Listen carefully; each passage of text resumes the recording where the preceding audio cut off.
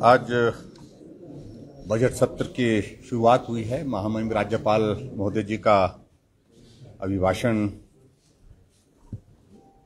आज प्रस्तुत हुआ है। मुझे इस बात को लेकर के खेद है कि विपक्ष को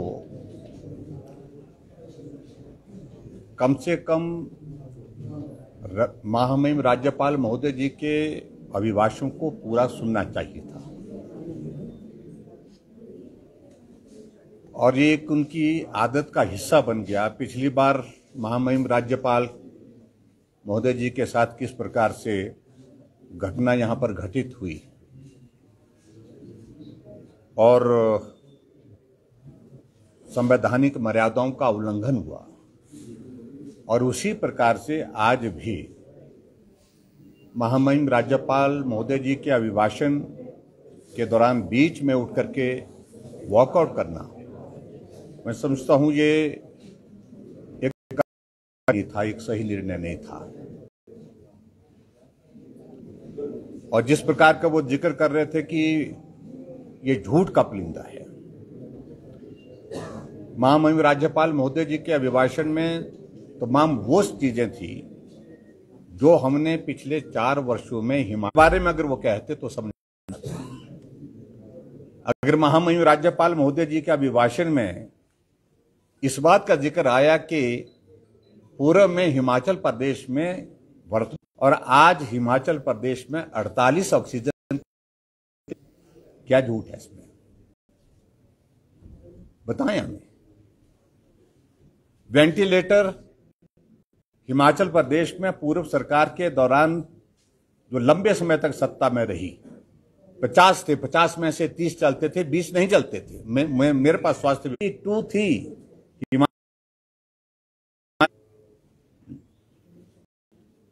हम हिमाचल प्रदेश का स्टेटहुड का 50 वर्ष का कार्यकाल मना रहे थे और आज हिमाचल प्रदेश में 557 आईसीयू बेड्स हैं। क्या जुबान में ऑक्सीजन के सिलेंडर्स हमारे पास 17,000 हैं। क्या झूठ है इसमें? अगर नए इनिशिएटिव लेने की अगर हमने बात कही है, हमने कहा कि private sector investment Himachal Pradesh में लाना चाहिए। कांग्रेस की सरकार में सिफर था इस दृष्टि से काम। आज हिमाचल प्रदेश में हमने 41,500 करोड़ रुपए के जो एमओयू साइन हुए थे, एमओयू में से ग्राउंड ब्रेकिंग 41,500 करोड़ रुपए की ग्राउंड ब्रेकिंग कर दी। अगर आज हिमाचल प्रदेश में एसडीएम के दफ्तरों की संख्या शायद सब 78 के लगभग है, जिसमें 7 एसडीएम के दफ्तर हमारे हिमाचल प्रदेश में 2 मीट के लिए धर्मशाला आया, चाहे 1 साल का कार्यकाल पूरा होने पर धर्मशाला आया, चाहे 4 साल का कार्यकाल पूरा। मुख्यमंत्री सहारा योजना के अंतर्गत लगभग 18,500 लोग, अब मुख्यमंत्री शगुन योजना के अंतर्गत हम 3100 रुपए हर उस 31,000 रुपए हर उस बेटी के खाते में डाल रहे हैं जिसकी शादी होती है, जो बीपीएल परिवार से है। वो दुर्भाग्यपूर्ण है। मैं निंदा करता हूं, कड़े शब्दों में निंदा करता हूं, और मैं उम्मीद करता हूं कि जो पहले दिन उन्होंने किया उससे आगे के इसमें जो है वो इस प्रकार की एक रस्म नहीं करेंगे, इसको अपना आदत का हिस्सा नहीं बनाएंगे और पूरा सार्थक चर्चा हाउस के अंदर करेंगे। और सार्थक चर्चा करने के बाद हम मिलकर के काम करेंगे। हिमाचल प्रदेश की प्रगति के लिए हमारा एक एक दिन समर्पित है, एक एक पल समर्पित है। और ऑपोजिशन सिर्फ राजनीतिक मकसद के कारण जो है वो ये सारी बातें कर रहे हैं, और लेकिन इस सारे मामले में वो टोटली एक्सपोज। सर, ऊना में जो मामला सामने आया है सर, उसमें एसआईटी का गठन किया है सरकार ने, अभी तक क्या अपडेट है सर? अपडेट उसमें देखिए, अनफॉर्चुनेट इंसिडेंट हुआ है वो, और उसमें एफआईआर दर्ज की गई है। उसकी तफसील आपको कल हम दे देंगे, डिटेल में दे देंगे। मिनिस्टर, हमारे इंडस्ट्री मिनिस्टर आज इसके पश्चात तुरंत जो है वो मौके पर वहाँ पर जा रहे हैं, और मौके पर करने के बाद डिविजनल कमिश्नर के लिए जो है वो इंक्वायरी के आदेश कर दिए गए हैं, उसमें SIT भी कॉन्स्टिट्यूट की गई है और लेकिन गलत तरीके से अभी तक जो इन्फॉर्मेशन हमको मिली है उसके मुताबिक जो कुछ भी किया जा रहा था, वो पटाखे वहाँ पर बनाए जा रहे थे, वो इलीगल था और उसको कानूनी तौर पर जो मान्यता नहीं थी। सर, जिस तरह से आपने कहा कि विकास हुए हैं और विपक्ष हो रहा है विकास नहीं हुए, पर आपकी जो विधायक अनिल शर्मा उनका कहना है कि उनके विधान क्षेत्र में विकास नहीं हुआ जितना होना चाहिए था, और उसमें उनको समझना चाहिए वो भारतीय जनता पार्टी के विधायक हैं अभी तक भी, और उनको सरकार से सहयोग किस प्रकार से लिया जाना चाहिए, इस बात को लेकर के अगर वो काम करते, परिवार के लिए ही काम नहीं करते, तो शायद और बेहतर होता। लेकिन उसके बावजूद उनके वहां पर SDM का कोटली का ऑफिस किसने खोला है? उनके वहां पर जो डेवलपमेंट के जो प्रोजेक्ट सैकड़ों करोड़ रुपए के टूरिज्म के मंडी में शिफ्ट, हम 150 करोड़ से ज्यादा का प्रोजेक्ट कौन शुरू कर रहा है? मंडी में डिग्री कॉलेज जो है वो लगभग 30 करोड़ की लागत से बन रहा है। वहां पर डिग्री कॉलेज की बिल्डिंग बन रही है 30 करोड़ की लागत से। मंडी में स्टेट यूनिवर्सिटी दी, वो उनको दिख नहीं रहा है, उसको मालूम नहीं पड़ रहा कि भी यूनिवर्सिटी भी मंडी में हो सकती, सोचा भी नहीं था उन लोगों ने।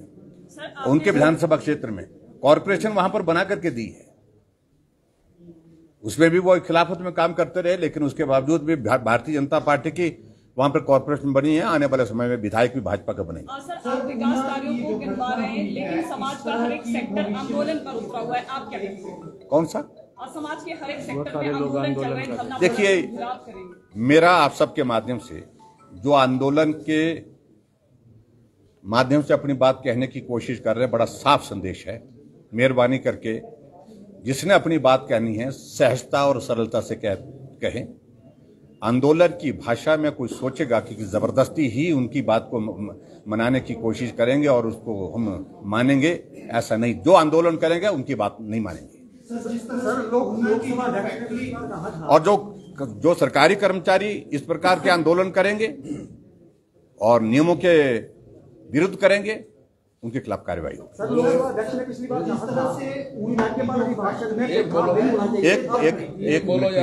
अवैध रूप से ऊना में जो फैक्ट्री चल रही थी, इससे पहले शराब की फैक्ट्री भी जो जिसमें 7 लोग मारे गए थे, इस तरह की फैक्ट्रीज को मॉनिटर किया जाए, सरकार क्या कदम उठाएगी इस तरह की? देखिए, ऐसा है, दोनों चीजों को लेकर के शराब के सिलसिले में जो घटना घटित हुई वो भी दुखद, और उसमें भी हमने ऐसी कार्रवाई की है जो आज से पहले कभी हुई नहीं। और दूसरी घटना ये जो हुई है, इसके बाद हम और भी चीजों को लेकर के जो कार्रवाई करने की जरूरत होगी वो करेंगे, लेकिन सख्त कार्रवाई करेंगे। सर, पिछली बार कहा था कि राज्यपाल अभिभाषण में व्यवधान नहीं होना चाहिए, लेकिन ये परंपरा कांग्रेस ने बना दी है, इस परंपरा को कैसे तोड़ा जा सकता है? ये मुझे लगता है कि उनसे पूछना चाहिए आपको कि ये उनकी परंपरा कैसे बनी है, क्योंकि उन्हें तो सत्ता में आना नहीं है, ना देश में ना प्रदेश में, तो इसलिए अपनी परंपरा को जिस तरह से बढ़ाने की कोशिश कर रहे हैं, तो उसका मतलब यही है कि उन्हें सत्ता में होना नहीं है, तो इसलिए यही जो किया जा सकता है वही कर सकते हैं। नेता प्रतिपक्ष कह रहे हैं तो विदाई की बेला है, क्या भाजपा सरकार जाने वाली है। ऐसा है, उनको ये बहुत बड़ी गलतफहमी है और वो मुंगेरी लाल के हसीन सपनों में रहते हैं। लगभग 10-11 लोग इस वक्त जो है सपने लेते हैं रात को सोते हुए, जब सपना सुबह खुलता है तो अब हकीकत सामने आती है उनके सामने। तो सपने लेने दिए उन्हें, मुझे कोई इसमें, हम उसमें व्यवधान में नहीं डालना चाह रहे हैं, लेकिन ये हकीकत है, भारतीय जनता पार्टी की सरकार 5 वर्ष का कार्यकाल पूरा कर रही और उसके पश्चात फिर भारतीय जनता पार्टी की सरकार हिमाचल प्रदेश में सत्ता में आएगी। Thank you.